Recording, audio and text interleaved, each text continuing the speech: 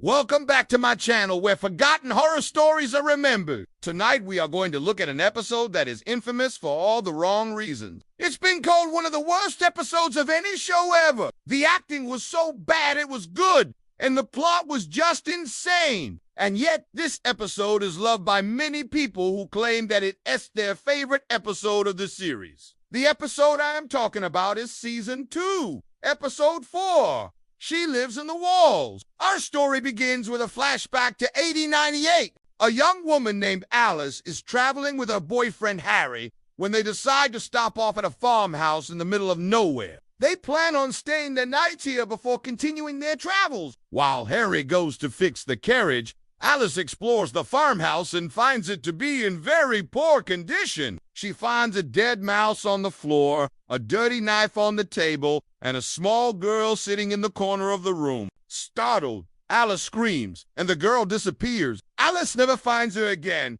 but she does hear what sounds like children playing throughout the night. The next morning, Harry has fixed the carriage, and the couple is preparing to leave. That is when they find a local constable named Constable Giles, who explains that the farmhouse is supposedly haunted by a ghost named Mary Higgins, who is known to lure travelers inside and then feed them to her children who live in the walls. Harry thinks this is ridiculous and doesn't believe in ghosts, so he and Alice decide to stay another night to prove that there is nothing supernatural going on here. As darkness falls once more, Alice hears children laughing, and she also sees strange lights flickering inside the walls. Constable Giles arrives once more to warn them that if they don't leave immediately, Mary Higgins will kill them. But Harry still refuses to believe in ghosts, so Constable Giles leaves, warning them that he won't be able to save them from Mary Higgins. Alice can take it no longer and begs Harry to let her leave, but he refuses, saying that he isn't scared of some silly ghost. But while he is saying this, he accidentally stabs himself with a pair of scissors. With Harry injured, Alice flees the farmhouse in terror. As she runs through the dark, she sees the ghost of Mary Higgins standing over the road, beckoning for her to come closer. Alice screams and wakes up in her bed, shaken by the nightmare. She gets up and looks around. She realizes that she is in her own house and that the entire experience must have been a dream. Just then, she hears what sounds like a knock coming from inside the wall. Assuming that it was just her imagination, she ignores it and goes about her day. That night, however, the knocking returns and is now much louder. She even hears scratching and what sounds like whispers coming from inside the wall. Afraid to investigate, she hides under the covers until morning. Once the sun is shining in her room, she gets up and calls her friend Evelyn to come over. Evelyn soon arrives, and the two friends are eating breakfast together when they hear the noise coming from the wall. Once more, this time, they can hear footsteps and voices clearly whispering the name Hester. Alice goes to investigate, but as she reaches the wall, she hears a loud bang, and then sees a nail sticking out of the wall where her head would have been. Realizing that the wall is actually a hiding place for someone or something, Alice grabs a hammer and prepares to break a hole in the wall to find out who is living in there. Just then,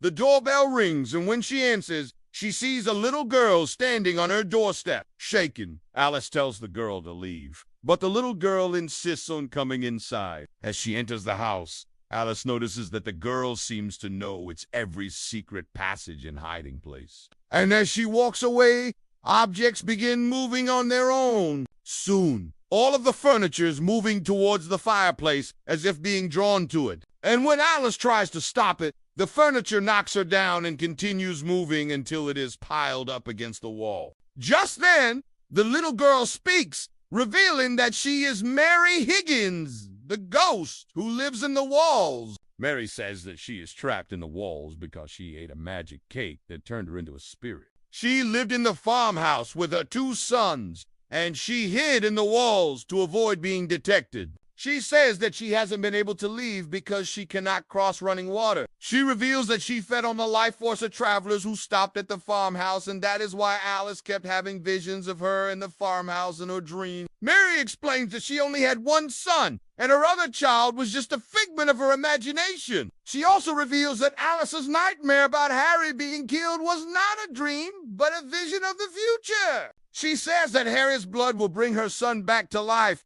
and that is why she lured Alice back to the house. Suddenly, Alice remembers Constable Giles warning her that Harry could not save her from Mary Higgins. She realizes that this means that Harry's blood will bring Mary's son back to life and become the new ghost who lives in the walls. To prevent this, Alice cuts her finger and drops her blood onto the ground, forming a puddle. Mary screams in agony as she is unable to cross the water and her son remains trapped in the walls. Alice and Evelyn run away as fast as they can, leaving Mary behind. Once they reach the safety of Evelyn's house, Alice looks back at her own home and sees Mary's face pressed against the window, screaming for them to come back. Alice knows that she has defeated Mary, but is saddened to think that Mary will spend eternity trapped in the walls with her son. This episode was written by Richard Manning and was originally titled The Ghosts Who Walk Backwards. Upon its release, critics were extremely harsh on this episode. They hated the acting, they hated the plot, and they hated the ending. Fans were no kinder, and this episode quickly became notorious for all the wrong reasons. Over time, though, this episode began to gain a cult following. Many fans came to love the terrible dialogue, the unbelievable plot twists, and the wooden acting. This led to the episode being regarded by some as the best episode of the series ever. It even has its own fan page dedicated to it. So what makes this episode so bad? Well, for starters, we have the plot. The main character, Alice, is arguably the worst written character in the entire series. In fact, I can't think of a single sentence that she speaks in the entire episode. She spends most of her time screaming and running around like a headless chicken. Then we have the characters of Mary Higgins and her son. Why are they stuck in the wall? How did they get there in the first place? And why did they suddenly develop a taste for human flesh? There is absolutely no explanation given for any of this. It has just assumed that they re-ghosts who live in the walls and they like to eat people. But perhaps the worst part about this episode is the ending. After 23 minutes of building suspense and tension, we get this incredibly underwhelming conclusion. All of that build-up just to tell us that the ghosts just got bored and decided to move somewhere else. What? That's it? This is easily one of the worst conclusions to any episode in the history of horror. Even worse than Living Dog. But like I said before, this episode has gained a bit of a cult following over the years. People seem to love how bad it is. Even the legendary Roger Corman has said that this is his favorite episode of the series. Personally, I cannot see what people love about this episode. Yes, it is terribly written and acted, but I don't think that it's good. Bad. There is a difference, and I think that this episode is just plain bad. But what do you think? Is She Lives in the Walls the worst episode of The Outer Limits ever? Or is it the greatest? Let me know in the comments below. Thank you all so much for watching. If you haven't already, please subscribe and turn on notifications so you never miss an upload. Also, be sure to check out my social media accounts where I post updates and interact with fans. Until next time, I'm your host. Don't forget to keep the lights on.